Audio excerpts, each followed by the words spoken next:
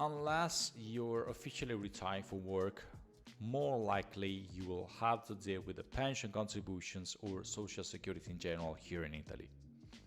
Considering sooner or later you'll retire from work, I really wish you to. Every day, every year, you're building your own future regarding personal income to support you when you're not young and not productive anymore as you are now. In Italy, it's mandatory to set up a retirement account, regardless of your job or your activity in general.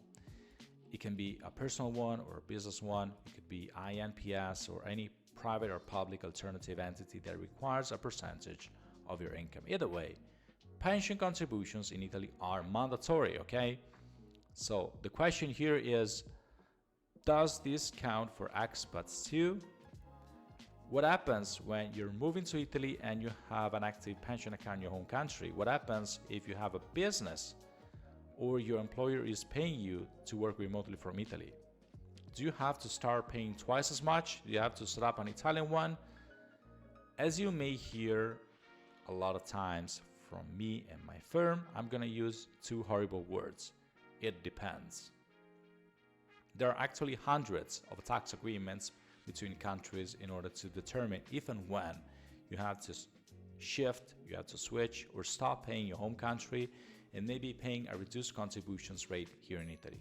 The general rule is that if you have an active retirement account in another country, more likely within the European Union, and you work remotely for that foreign company, risk of having to pay into INPS in Italy are very slim. Conversely, if you're hired by an Italian company or an Italian branch, if you're starting a business or working as a freelance from Italy as a permanent resident, then pension contributions maybe are there for you. You will hate me for what I'm going to say, and it's not a bad thing. For this matter, a professional advice from an international tax firm is very, very important, not only for tax planning or for a simple tax strategy, but mostly because in many cases, pension contributions overpaid or not valid don't count in the future, and they're very hard to get back. In other words, if you don't put money in the right basket, at 70 or 75 years old, you may find an empty box. How does that sound to you?